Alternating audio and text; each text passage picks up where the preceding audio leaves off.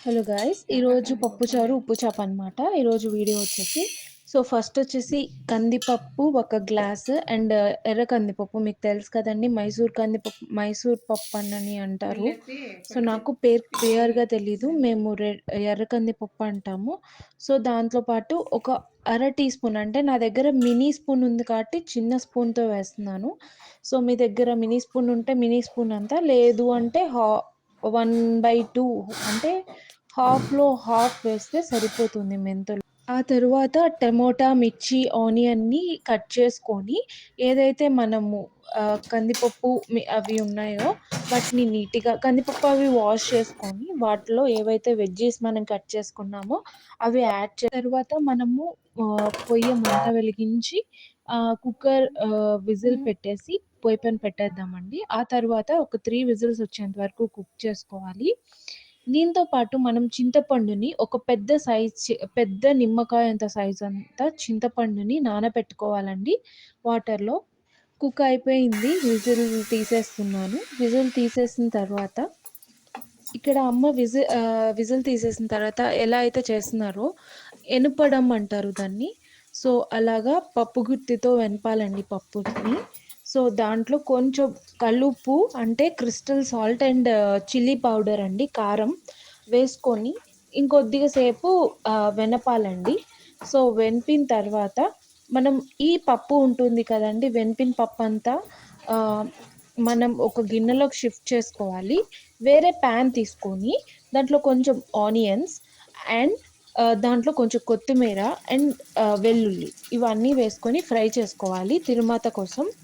Fry చేసిన తర్వాత పచ్చెనగ పప్పు అదే తిరుమత గింజలంటారు కదండీ! పచ్చెనపప్పు, మినపప్పు, జీలకర్ర మిక్స్ చేసి ఉంటుంది. సో, అవి వేసుకొని కొంచెం ఫ్రై చేసుకోవాలి. కొంచెం తర్వాత ఇంగువ వేసుకోవాలి. వీడియోలో సో, ఆ పప్పు గిన్నెలో పెడతాం కదండీ! అది బాగా మరగాలండి. పప్పుచారు బాగా మరిగితే మన పప్పుచారు అయిపోయినట్టే. దీంతో మన పప్పుచారు అయిపోయిందండి. నెక్స్ట్ ఉప్పు చేప ప్రాసెస్ స్టార్ట్ చేస్తున్నాను. ఉప్పు చేప అంటే ఉప్పు చేపని ఫస్ట్ మనము నీళ్ళల్లో అంటే హాట్ వాటర్‌లో కానీ, నార్మల్ వాటర్‌లో కానీ ఒక హాఫ్ అన్ అవర్ నానపెట్టుకోవాలి. సో, దాని పైన ఏదైతే డస్ట్ ఉంటుందో అదంతా రిలీజ్ అవుతుందండి. అదంతా పోయిన తర్వాత మనం కొంచెం నీట్‌గా క్లీన్ చేసుకున్న తరువాత వాటిని ఒక ప్యాన్‌లో కొంచెం ఆయిల్ వేసి ఈ ఫిష్‌ని దాంట్లో వేసి కొంచెం డీప్ ఫ్రై చేయాలండి. దీంతో ఉప్పు చేప ప్రాసెస్ అయిపోతుంది. సో, నాకైతే ఉప్పు చేపలాగా అనిపియట్లేదు.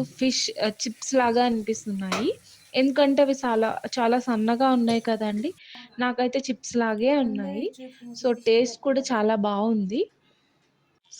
మొత్తం అయిపోయిన తర్వాత ఒక్క ప్లేట్‌లో అమ్మయితే నా కోసం పప్పుచారు, ఉప్పు చేప అయితే చేసేసిందండి. సో, జస్ట్ ఏంటి మీరు వాయిస్ ఓవర్ ఇస్తున్నారు, అమ్మ వాయిస్ ఓవర్ ఇవ్వట్లేదని అనుకోవద్దు. అమ్మ కూడా మధ్య మధ్యలో క్లిప్స్ యాడ్ చేస్తాను, వాయిస్ క్లిప్స్. సో, ఇవాళైతే పప్పుచారు, ఉప్పు చేప అయిపోయింది. అమ్మతో పాటు ఫ్యూచర్‌లో వాయిస్ ఓవర్ ఇప్పిస్తానండి. సో సరే టేస్ట్ చూసేద్దాము. ఇప్పుడైతే మన అమ్మ పప్పుచారు, ఉప్పు చేప చేసేసారు కదా! సో, ఎలా ఉందో ఒకసారి టేస్ట్ చూసి నేను చెప్తాను. మా ఏం కూర చేస్తున్నావు? ఇవాళ మన కోసం పప్పుచారు, ఎండు చేప మనందరి కోసం చేస్తున్నా.